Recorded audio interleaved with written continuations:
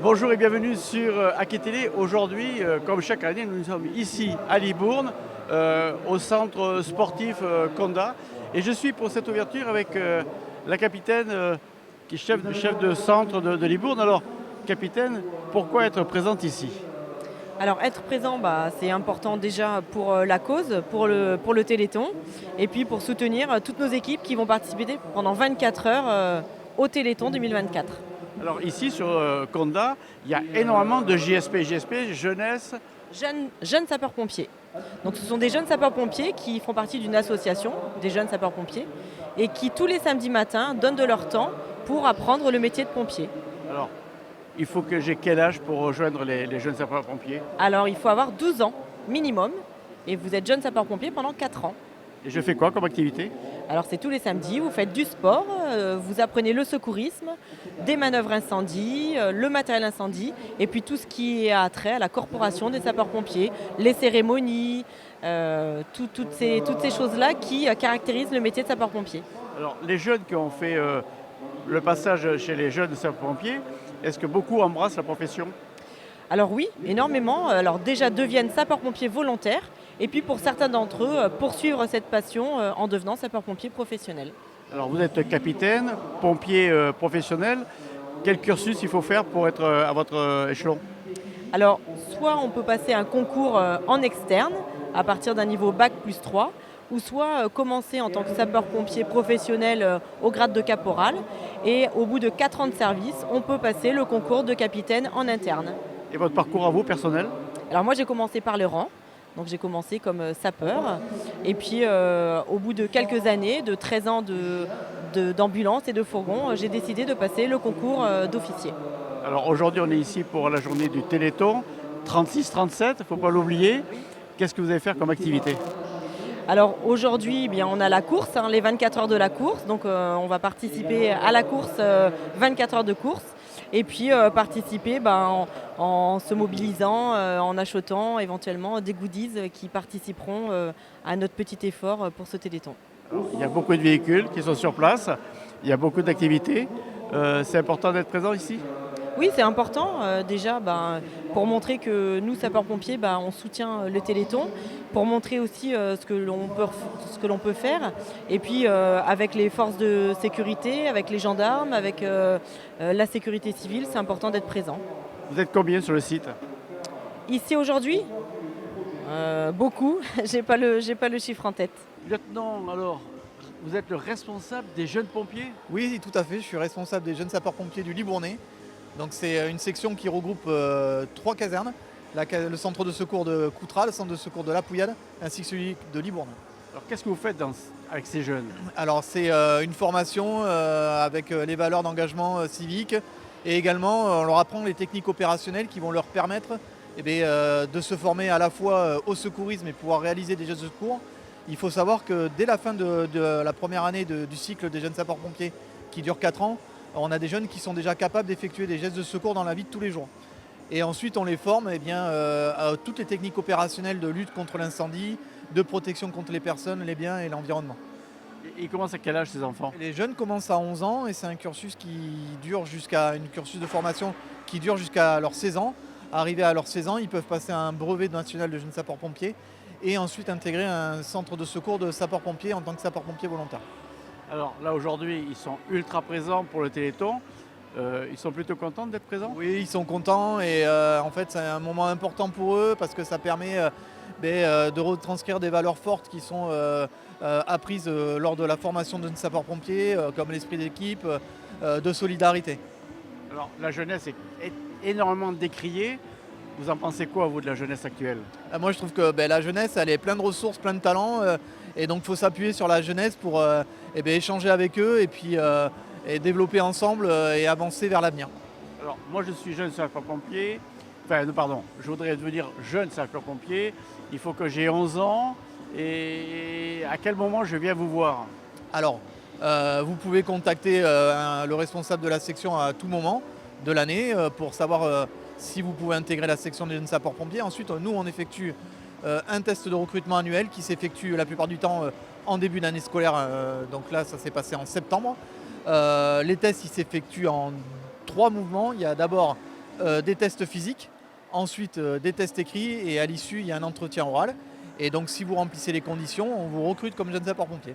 Et ensuite, bien sûr, comme toute activité, il y a une visite médicale à effectuer qui permet de valider si oui ou non vous pouvez rentrer comme jeune sapeur-pompier. Alors, j'ai fait mes 4 ans de formation, quelque part. Je peux verser dans les sapeurs-pompiers professionnels ou volontaires? Alors, sapeur-pompier professionnel, pas tout à fait, parce qu'il faut quand même passer un concours de sapeur-pompier pour rentrer pompier professionnel. Mais pour devenir pompier volontaire, oui, puisque le département de la Gironde a ouvert l'engagement de sapeur-pompier volontaire aux jeunes sapeurs-pompiers qui, dès l'âge de 16 ans, peuvent passer le brevet national de jeunes sapeurs-pompiers et qui ensuite leur ouvre droit à un engagement de sapeur-pompier. Alors, ces enfants, là, il y a combien de filles? Là, actuellement, nous avons une dizaine de filles parmi la section et ça représente un tiers de l'effectif. Voilà. C'est plutôt bien. Oui, c'est bien d'avoir des filles, c'est super parce que ça permet de donner un autre visage au métier de sapeur-pompier. Parce que bien sûr, nous, notre intérêt, c'est de pouvoir les porter et les emmener vers l'univers des sapeurs-pompiers. Et la féminisation dans l'univers des sapeurs-pompiers, c'est toujours une bonne chose parce que ça permet d'apporter un autre regard sur notre profession. Alors, le jeune sapeur-pompier, est-ce qu'il draine des camarades pour les rejoindre? Ouais, c'est ça, il y a un peu le bouche à oreille, effectivement. C'est toujours une fierté pour eux de faire partie de ce groupe-là de jeunes sapeurs-pompiers. Et donc oui, à travers leur engagement, ils vont chercher à faire venir des copains à eux. Et souvent c'est le cas. On a aussi les fratries, on a toujours les frères et sœurs. Là actuellement dans la section des jeunes sapeurs-pompiers, par exemple, on a 3 sœurs qui sont issues d'une même famille. On a également 2 frères. Donc ouais, c'est génial de se retrouver comme ça avec les fratries qui s'engagent dans la même activité, quoi. Est-ce qu'il y a des dates particulières tout au long de l'année pour ces jeunes sapeurs-pompiers? Pardon, j'ai pas compris. Est-ce qu'il y a des dates particulières? Alors oui, il y a des moments importants. Tout d'abord, le premier moment important pour nous de l'année, c'est le Téléthon. Et ensuite, on va avoir le cross des sapeurs-pompiers, cross national. Enfin d'abord départemental, mais ensuite qui a une portée nationale. Et ensuite, le grand moment pour nous, c'est le rassemblement technique qui permet de mettre en œuvre tout ce qui a été appris tout au long de l'année à travers des manœuvres incendie et des manœuvres de secourisme. Donc là, nous, par exemple, l'année dernière, ils ont œuvré brillamment puisqu'ils se sont qualifiés pour aller au rassemblement technique national. Voilà, donc ça a été un grand moment pour notre section de jeunes sapeurs-pompiers. Fier de ces enfants? Ah ouais, hyper fier, oui. Et puis moi, je les considère comme mes enfants, donc oui, je suis hyper fier de les voir grandir, de les voir évoluer. C'est toujours intéressant de partager avec eux et puis de les voir s'épanouir à travers cet engagement-là. Justine, Miss Harmonie 2025, c'est quoi ce comité? Miss Harmonie, c'est un comité qui est ouvert à toutes les femmes de 18 à 35 ans. On prône la diversité, l'équité de la femme et la solidarité. On permet à toutes les femmes de reprendre confiance en elles. Et voilà. Alors, vous êtes ici pour le Téléthon. Pourquoi être venu ici? Parce que vous m'avez gentiment invitée. Et c'est vrai que c'est la première fois que je participe au Téléthon et je trouvais que c'était vraiment quelque chose à faire. Et je voulais surtout assister à toutes les démonstrations au niveau des pompiers et de la police, ce qui m'intéressait beaucoup. Voilà. Alors, vous êtes venu accompagné d'un chien qui s'appelle Lucky. Il a quoi comme particularité, ce chien? Alors, Loki, c'est un chien d'assistance qui a été formé par l'association FCAPI. C'est un chien du coup socialité-thérapie et un chien de stabilité. Donc socialité-thérapie parce qu'il est là pour alerter des crises autistiques et de stabilité parce que des fois j'ai un peu besoin de m'orienter, j'ai un peu du mal à me déplacer et du coup il est là pour me guider dans les lieux publics au quotidien. Parlez-moi un peu de cette association, comment on fait, comment on peut les aider? Pour aider l'association FCAPI, on recherche beaucoup des dons. Parce que du coup, on est une petite association qui a été créée en 2012 et ce qu'on cherche surtout, c'est de la visibilité et aussi permettre aux personnes qui ne connaissent pas les chiens d'assistance et qui pourraient en avoir l'utilité de connaître. Que dire de plus? L'adresse mail pour les contacter? Ah, l'adresse mail. Alors, pas l'adresse mail, mais on a un site, fcapi44.org, où il y a tout qui est mentionné dessus. On peut voir tous les types de chiens qu'on forme. Et sinon, on est présent sur Facebook, Association FCAPI, et sur Instagram aussi. Alors, le chien né, on le met dans une famille d'accueil pour apprendre à vivre? Alors, le chien né, Le chien est déjà présélectionné par l'éleveur. L'éleveur fait une présélection des chiens qui sont le plus susceptibles à rentrer pour de l'assistance, parce que du coup on ne travaille qu'avec des élevages partenaires de l'association. Ensuite, les chiens qui sont prédisposés à rentrer dans l'association viennent rencontrer les bénéficiaires. Le bénéficiaire choisit son chien et tout commence, l'entrée en formation, après bien sûr avoir fait un bilan de comportement ainsi que la totalité du schéma vaccinal. Alors vous êtes famille d'accueil du chien? Alors moi j'ai été famille d'accueil pour mon chien parce que du coup l'association permet à la personne en situation de handicap d'être acteur de la formation de son chien. Du coup la famille bénéficiante est famille d'accueil. Donc le chien grandit avec son bénéficiaire et jusque la certification du chien. Et à la retraite le chien reste dans sa famille bénéficiante parce que du coup nous formons le chien qui appartient à la personne. Le chien n'appartient pas à l'association. Quel caractère il a, ce fameux Loki? Loki, déjà Loki c'est quand même le dieu de la malice, donc il est très très malicieux, il porte très très bien son prénom. Après c'est un chien qui a toujours été très très appliqué dans son travail. Je l'appelais Einstein quand il était petit parce qu'il a vraiment appris très très vite et c'est un chien qui demande toujours à apprendre malgré qu'il soit certifié. Donc je dirais que c'est une tête. Et c'est un bon couple tous les deux? Oui, franchement, c'est un peu le fruit du hasard comment on s'est rencontrés, mais ça fonctionne plutôt bien depuis 3 ans pour l'instant, tout se passe bien. Alors, je veux être moi famille d'accueil, comment je fais? Alors vous ne pouvez pas être famille d'accueil parce que du coup le chien est formé avec son bénéficiaire, donc en fait les seules familles qui peuvent être bénéficiaires, ce serait pour que le chien soit par exemple formé pour vous. Voilà, c'est d'où toute la subtilité de la chose, c'est-à-dire que le chien est formé avec son bénéficiaire, donc les familles qui peuvent devenir familles d'accueil sont les familles où le chien va rester pour aider une personne dans la famille. Contrairement aux chiens d'aveugle où ils sont éduqués dans une famille avant d'être remis à un bénéficiaire. Exactement, c'est pas du tout le même parcours. Nous, c'est vraiment le chien commence avec son bénéficiaire et jusqu'à la fin avec son bénéficiaire. Mon colonel, vous êtes le patron de la sécurité civile ici à Libourne. Ça consiste en quoi? Alors, je suis le chef de corps du 4e régiment d'instruction et d'intervention de la sécurité civile. Donc, c'est un régiment qui vient de s'installer sur Libourne depuis cet été. C'est le 4e régiment qui est créé au sein de la brigade militaire de la sécurité civile. Donc, c'est un régiment de l'arme de génie qui a pour mission d'intervenir sur le territoire national en Outre-mer et à l'étranger sur des catastrophes plutôt naturelles de type feu de forêt, inondations, cyclones. Il y a combien de régiments de ce type en France? Alors, actuellement, nous sommes 4 régiments. Donc le régiment de Libourne, un régiment à Nogent-le-Rotrou en Eure-et-Loire, l'UISC1, un régiment dans le Var à Brignoles, l'UISC7, et une unité un peu plus petite à Corté en Corse, donc l'UISC5. Alors ici, vous êtes présent sur le Téléthon ici à Libourne. C'est important d'être partie prenante? Alors bien sûr, alors dans le cadre du Téléthon, peut-être qu'on y reviendra ensuite, mais évidemment, depuis qu'on est installé à Libourne, il est évident que nous sommes une unité, nous sommes 170 sur place, 171 désormais. C'est évident qu'on a un rôle plein et entier à jouer comme acteur du secours. Hein. La réunion sur le Téléthon, quand les gendarmes nous ont sollicité pour y participer, c'est évidemment une évidence pour nous d'être présents sur ce type d'activité qui montre un peu la solidarité nationale sur les grandes causes. Alors, sécurité civile, militaire, pompiers départementaux, expliquez-moi. Bon, c'est très simple. Les sapeurs-pompiers sont territorialement compétents pour intervenir pour toute action de secours au profit de la population. Nous sommes des unités militaires donc, de l'armée de terre et qui sont mises pour emploi auprès du ministère de l'Intérieur pour intervenir sur l'ensemble du territoire national pour des crises de tout type. Et donc on peut très bien, nous, 4e régiment de la sécurité civile de Libourne, intervenir aux portes, et c'est un peu d'ailleurs la décision qui s'est faite, la création, c'est bien suite au feu de Landiras en 2022, la décision de créer ce régiment, mais on a quand même une vocation nationale à intervenir, donc on peut très bien être amené à traverser la France pour aller dans le nord, en Corse, et je vous le disais tout à l'heure, en Outre-mer à l'étranger pour intervenir.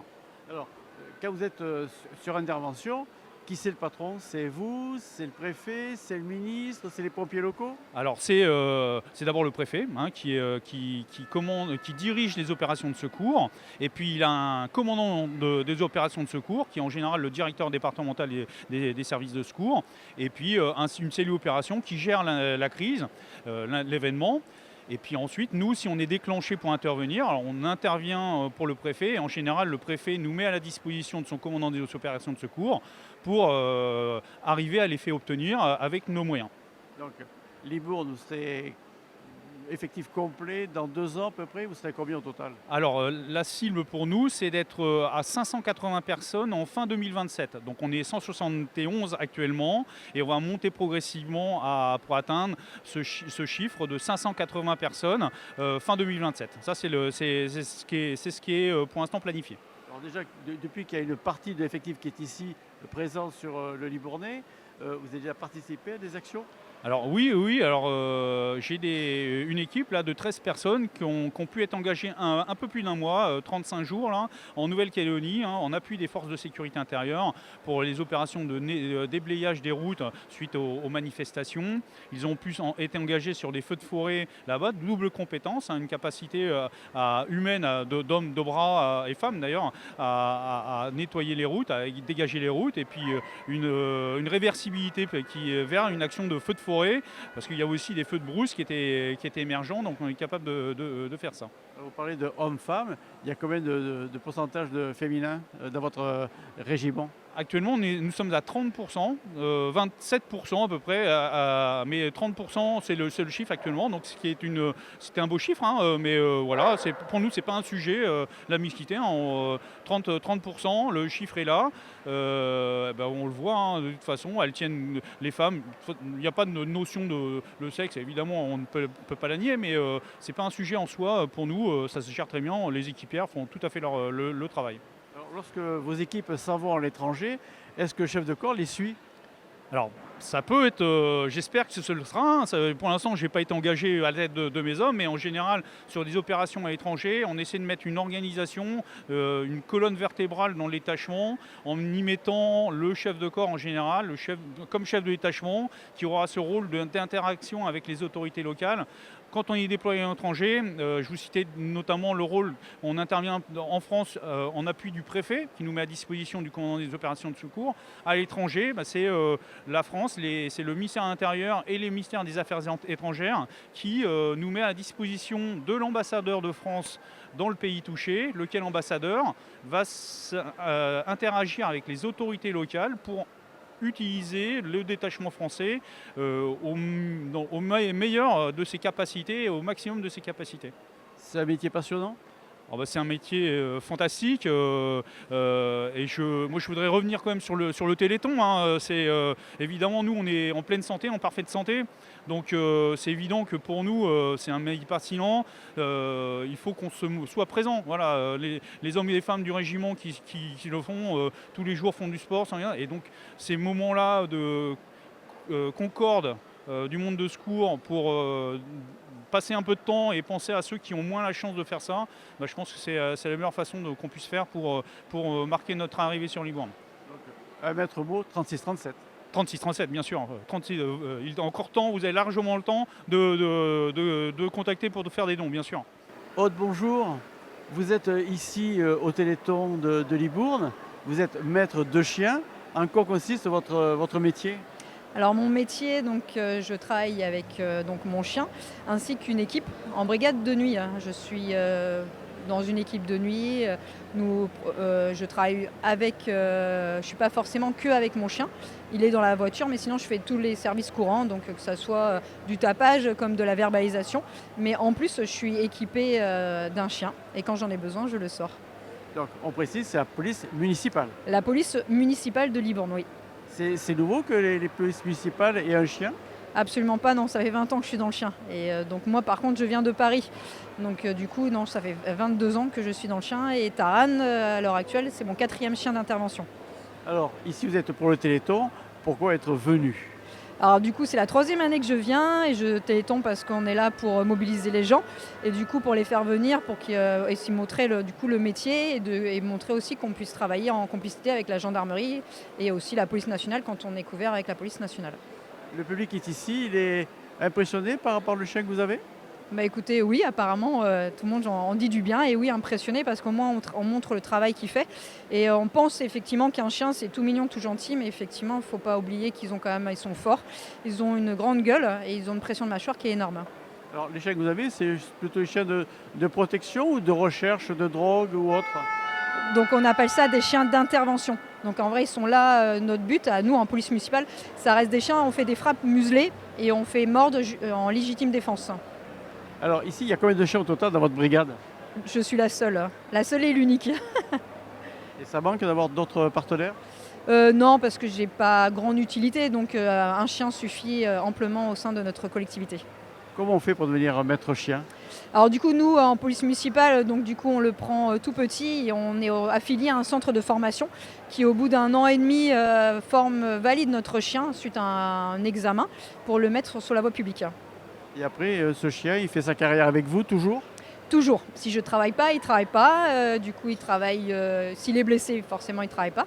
Et quand je suis en vacances, il est en vacances. Et au bout de 9 ans, il part en retraite. Et en retraite, il reste à la maison avec moi. Vous le gardez donc? Je le garde. Je l'ai depuis ces 2 mois et il reste définitivement avec moi. Métier passion?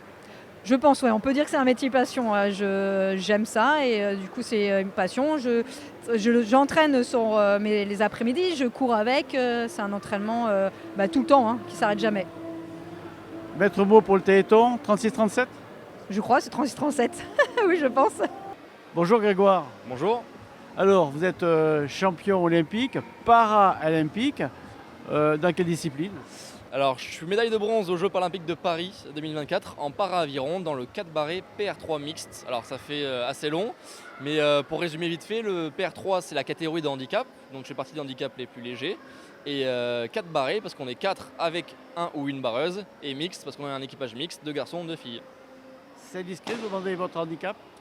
Alors, c'est absolument pas indiscret, j'ai eu un accident du travail en encadrant une séance d'aviron. Je suis passé sous l'hélice d'un bateau à moteur et aujourd'hui je suis touché au bras, donc j'ai un problème de mobilité au niveau du poignet et de la main droite, ce qui fait que j'ai été classifié dans la catégorie PR3 en para-aviron. Alors ici on est à Libourne pour le Téléthon. C'est important pour un champion comme vous d'être présent? Alors oui, on m'a contacté pour pouvoir un peu parrainer cet événement. Ça me tient toujours à cœur parce que forcément le Téléthon font de grandes choses, ils financent de grandes choses, des choses très intéressantes. Donc moi ça me tenait à cœur d'apporter ma petite image. Alors j'ai pas encore l'appui médiatique et l'influence de grands footballeurs, mais en tout cas à mon échelle j'ai essayé d'apporter le maximum de personnes et le maximum de visibilité au sein de cet événement. Est-ce que vous pensez que le Téléthon, enfin la recherche du Téléthon, les progrès du Téléthon peuvent vous aider pour votre handicap? Le mien non parce que j'ai envie de dire il est quasiment soigné et je vais plus beaucoup récupérer de mon handicap actuel. Mais je pense que plein de handicaps en France et dans le monde vont être soignés ou peuvent être soignés. Mais le problème, ce sont les moyens. J'ai envie de dire que le nerf de la guerre, c'est l'argent, malheureusement. Et il faut des moyens. Donc oui, le Téléthon fait de grandes choses pour pouvoir aider ce type de personnes-là. Ouais. Vous faisiez allusion tout à l'heure à la notoriété des footballeurs qui touchent beaucoup d'argent. Vous, beaucoup moins. Comment on vit de votre passion?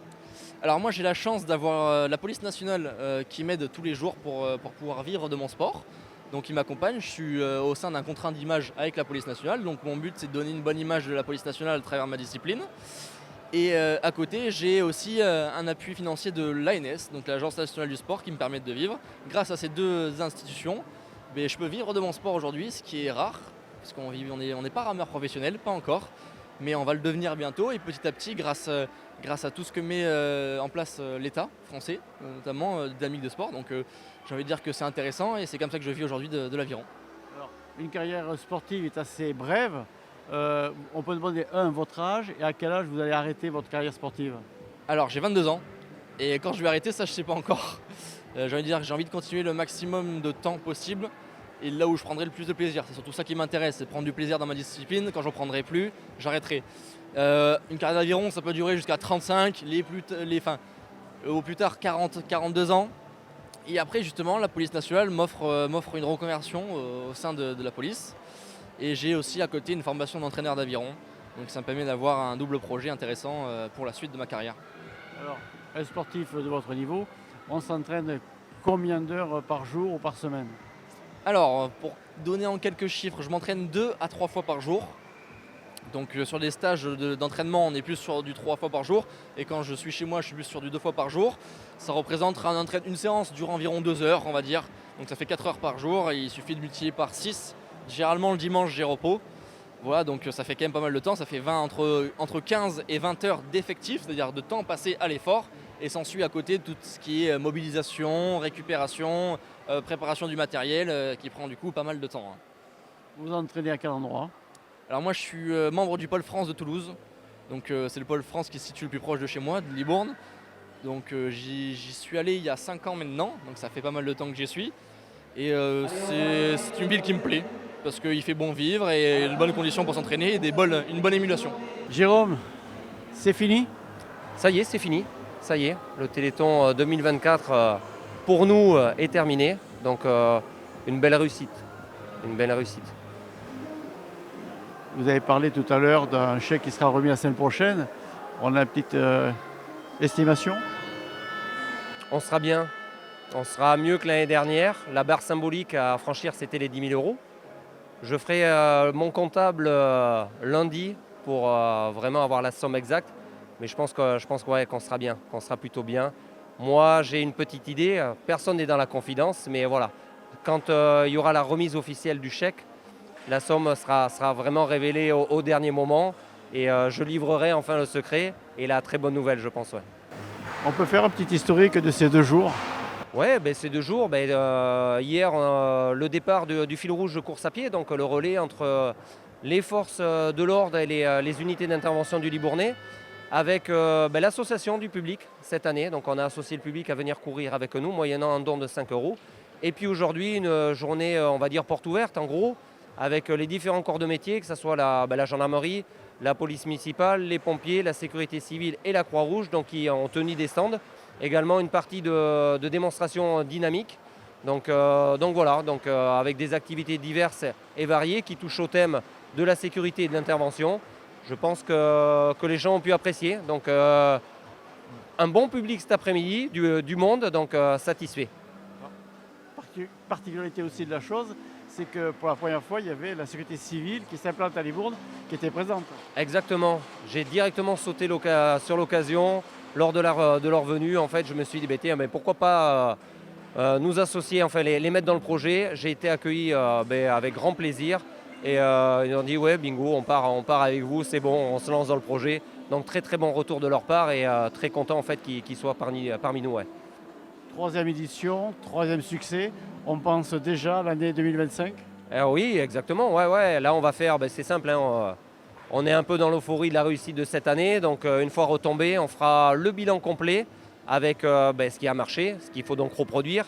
Et les axes d'effort, ce qu'on peut améliorer parce qu'il y en a toujours. Donc, le tout, c'est en concertation, bien évidemment, parce que même si je supervise le tout, moi, je suis à l'écoute de tout le monde et de toutes les bonnes idées que je peux recueillir. Donc, en vue de les mettre en œuvre et d'améliorer à chaque fois le projet, tout simplement. Ouais. Vous avez des idées, des nouveautés qu'il pourrait y avoir l'année prochaine? Ça peut être plein de choses. Ça peut même être du feu d'artifice pour finir. Ça peut être un concert qui s'associe. Ça peut être plein de choses. Après, il faut voir si... Le problème, c'est moi, j'ai du mal à me mettre des limites. Souvent, c'est les autres qui me mettent des limites. Disant, doucement, c'est pas possible ou on peut pas, etc. techniquement. Mais bon, on va voir. Ouais, mais il y a toujours des petits trucs à faire, je pense. Ouais.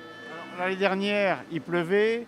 Cette année, il y a le brouillard. Un hélicoptère doit venir. Il n'est pas venu. Exactement. Ouais. Donc, à la base, on ne communique pas dessus. On ne communique pas dessus pour ne pas décevoir les gens. Ça doit être la surprise du jour. Mais malheureusement, cette surprise du jour, ça fait 2 années consécutives qu'à cause des conditions météo, elle ne peut pas aboutir. Je suis déçu, mais ce n'est pas grave. Du coup, ça nous pousse à être encore meilleurs pour l'année prochaine et de pouvoir arriver enfin à faire venir cet hélicoptère de la gendarmerie sur le site afin que les gens puissent approcher les pilotes et puis puissent approcher également les hélicoptères tout simplement. Quoi. Merci Jérôme et encore 1000 merci. Sans oublier toujours le 3637. Ouais, tout à fait, le 3637. Et je tenais à souligner également aussi de tous les partenaires qui ont contribué à cet événement. énormément de donateurs, notamment au niveau des tombolas, etc., qui rapportent énormément. Donc je ne peux pas les citer, parce qu'en fait, c'est des donateurs du Grand Libournais, ainsi qu'un plus large rayon, et également un très très grand soutien de la mairie de Libourne, en fait. Où, en fait, sans le soutien logistique de la mairie de Libourne, l'événement, on ne peut pas le faire, tout simplement, clairement. Donc je tiens à remercier la mairie de Libourne pour tout ce soutien et les efforts faits à notre rencontre. Donc c'est vraiment très très bien. Et évidemment le 36-37, quoi. On finit là-dessus. Hein. On se donne rendez-vous l'année prochaine? Ouais, on se donne rendez-vous l'année prochaine. Ouais, c'est vrai. On prend rendez-vous l'année prochaine. Pas de souci. Annie, grand soulagement? Oui, tout à fait. Oui, grand soulagement. Ces 30 heures se sont super bien passées. Encore, c'était même inespéré. Il y a eu du monde. On a eu quand même la météo avec nous. C'est pas toujours gagné. Un peu de brouillard, donc l'hélicoptère n'a pas pu partir. Mais bon, tout le reste s'est fait sans aucun problème. Il y a eu du monde. Donc, 38e Téléthon réussi. Voilà. Merci aux forces de l'ordre. Ils sont vraiment tous géniaux. Alors, vous êtes la responsable du réseau du Grand Libournais. Votre tâche, c'est quoi? Donc, de trouver des organisateurs, justement, comme Jérôme, qui acceptent de faire une animation au profit du Téléthon. Et alors après, quand on les a trouvés, on les aide à trouver les sponsors pour organiser ces animations. Parce qu'il y avait aussi une animation au stade Antoine Moueix. Oui, le tournoi de foot, comme chaque année, depuis 8 ans. Voilà, donc c'était ce matin et il y avait du monde aussi. Donc ça se sera bien passé comme d'habitude. Voilà. Alors, responsable des réseaux, vous disiez tout à l'heure que vous occupez de donner la main un peu aux organisateurs. Il y avait quoi comme autre activité Téléthon ici dans le Grand Libournais? Nous y avons, par exemple, cette année, c'était une première. Il y avait le Crescendo qui a fait un repas avec une animation musicale. Ils ont fait venir un groupe pour le soir, animé. Il y a aussi un château, le château Coupelle d'Ertan, donc à Saint-Christophe-des-Bars, qui faisait un après-midi belote aussi. Les sapeurs-pompiers ont fait une autre animation sur la galerie marchande de Carrefour, donc la vente de crêpes. Et en plus, ils avaient amené des tenues de pompiers pour les photos avec le véhicule des pompiers. Donc ça, c'est toujours bien, surtout pour les enfants. Voilà, c'est de belle animation. Et les animations continuent, c'est pas terminé. Demain, donc, il y a aux écuries de Fronsac une animation toute l'après-midi. Mercredi midi, c'est le lycée Jean Monnet, donc il fait un repas au profit du Téléthon. Samedi de la semaine prochaine, au Théâtre du Libournien, il y a un grand gala de danse. Plusieurs écoles de danse se regroupent de 13h à 23h. Dans l'après-midi, une association, la LGV, qui fait une animation de sport et danse tout l'après-midi. Donc, ça va, les animations à Libourne, ça se passe bien. Voilà. Donc, le Téléthon, cette année, a encore fait un grand succès, même au niveau national. La meilleure solution, c'est toujours dire 36-37 toute l'année? Tout à fait. On peut faire le 36-37 toute l'année. Et maintenant, on peut faire aussi des animations toute l'année. On n'a plus de date imposée comme le mois de décembre, auparavant. On peut faire des animations. Moi, j'en ai déjà programmé donc, pour dès le mois de mars. Voilà. Donc, on commence de plus en plus tôt. Et c'est bien comme ça nous permet d'avoir des animations, beaucoup plus d'animations, et d'avoir surtout le temps de les préparer. Donc là, cette fois-ci, le Téléthon 2024 s'achève. Comment vous faites pour trouver de nouvelles animations et comment on peut vous contacter? À me contacter, c'est facile, il suffit d'appeler la mairie qui donnera mes coordonnées téléphoniques. Voilà, donc il n'y a pas de souci. Donc, vous pouvez me contacter, je donne mon numéro de téléphone 06 21 21 22 11. En plus, il est facile. Voilà, et puis on aide les personnes à trouver la bonne animation. Voilà. L'année prochaine, il y aura quoi comme surprise? Normalement, il y aura un défilé dans la ville, une retraite au flambeau. Voilà, ça c'est un projet qu'on a étudié cette année, qu'on va mettre en place pour l'année prochaine. Et puis je pense qu'avec les forces de l'ordre, étant donné la nouvelle, les nouveaux qui sont arrivés, la sécurité civile, je pense qu'eux vont avoir aussi des idées et que ça va grossir encore l'animation et que ça sera, comme a dit un, qu'on va finir au Stade de France. Voilà. Merci Annie. Merci à vous. Voilà donc ainsi se termine notre reportage ici à Libourne pour le Téléthon. Moi je vous donne rendez-vous l'année prochaine, mais le plus important c'est le 36-37. À bientôt sur Aki Télé.